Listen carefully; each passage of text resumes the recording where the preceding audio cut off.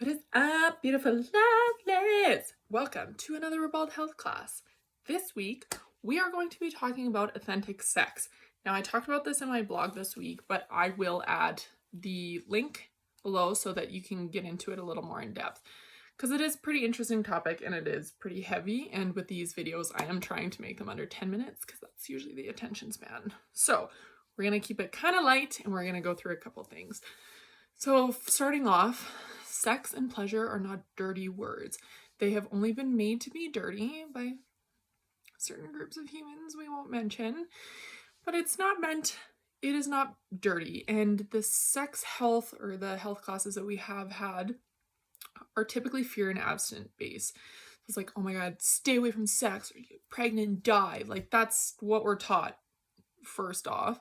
And many of the first experiences people have with learning about sex is through porn, which can then make, when you get into certain acts, very performative. And it's not about experiencing it with your partner or with yourself. It's just about either performing or just focusing on getting to the end game and not actually enjoying the experience. And some people, as we know, are very selfish lovers, and they're taking hold of their pleasure centers. So why wouldn't you try and focus on your own, right? Like it shouldn't be selfish. It should be a joint experience.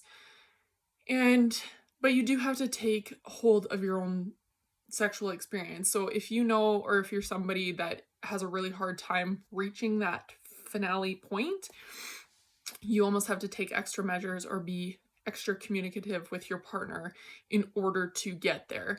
And for people that own Lady V's, it can take up to 10 minutes for them to even reach that point, whereas people with the dangly parts, it can take them 2 minutes. It can take them 30 seconds. Like they're guaranteed just by sheer friction to reach that point, but people like me are not. So we really have to take hold of that. And the more we know about our own self, the better we will be able to communicate that with partners in the future, or even it's just fun to experience it on your own as well, because you learn so much about yourself and you can focus on what works for you and what doesn't work for you.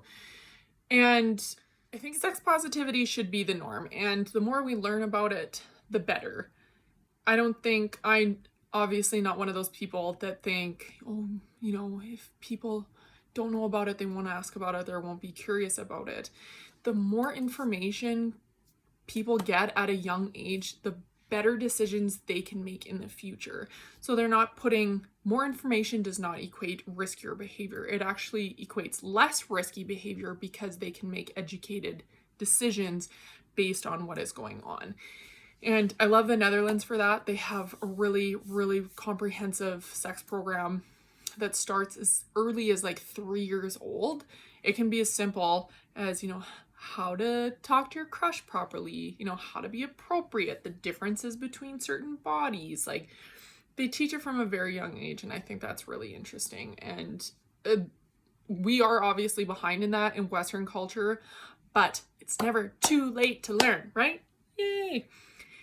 So when we are getting into this, like with our partners, there is a common misconception that if you bring up these topics that, well, my partner's going to feel inadequate, or they're going to feel less than because I'm asking them to do that stuff. So, and typically as women, they're like, oh, whatever, I'll just deal with it. And then they finish yourself off. And that's so boring. Why are you with that partner then? If you can't talk to them and you can't reach that commonality or learning that about each other, why are you with that person?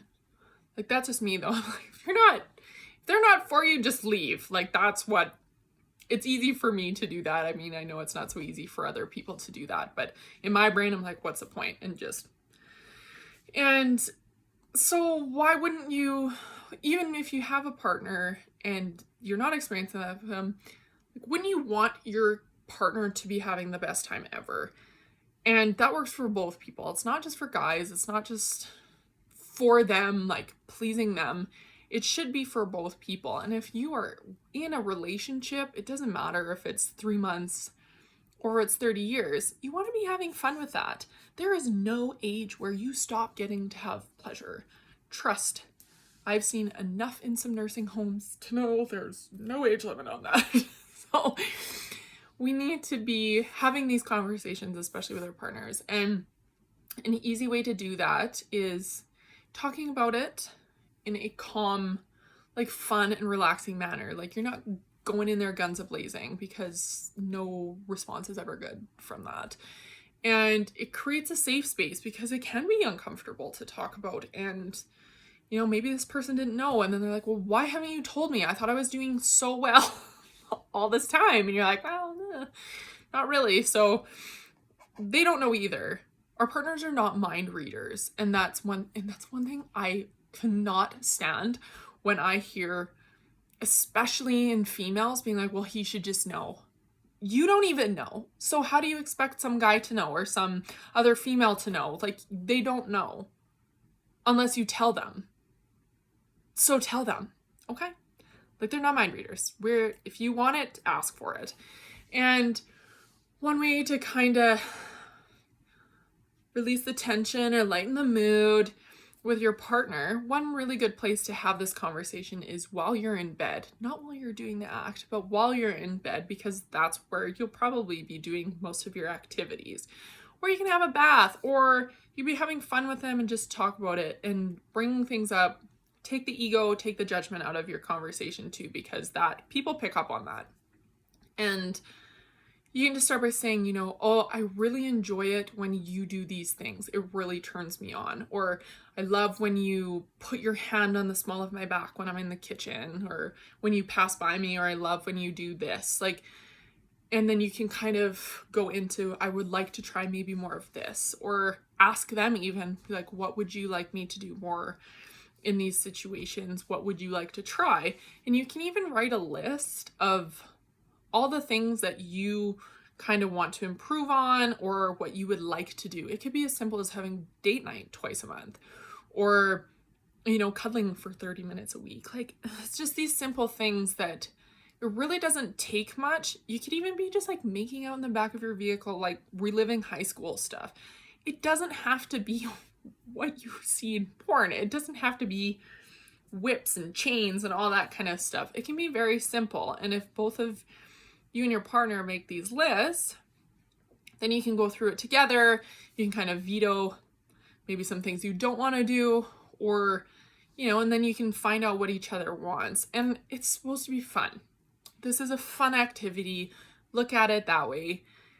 And like I said, really take the judgment and the ego out of it, because it can be hurtful to us too, finding out like, oh, I thought I was doing well at that, but apparently I'm not. So talk about that with your partner. That's why they're your partner. And if you can't get through that stuff together, then that's something that you really need to look at. And, you know, why waste time in life?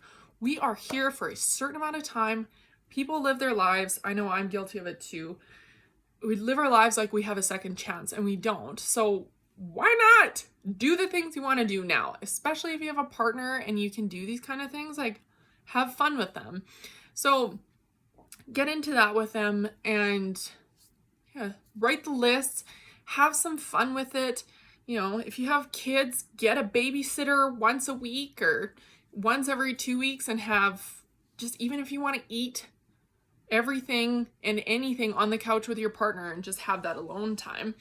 Because as parents, you get so caught up in the roles of being a parent that you forget that you have a partner, and you forget why those kids were even there to begin with, is because you fell in love with your partner. So make that fun. And just because you're parents and you have these schedules and all of this garbage of life does not mean that your own needs need to be put on the wayside. You can even tell your kids when they go to bed, or there needs to be an hour or two that just the parents get to be together, because again, they're there because you two fell in love. So that actually teaches them really respectful and healthy boundaries right off the bat too. They do not have to have access to you at all points in the day. That is not how good parenting is.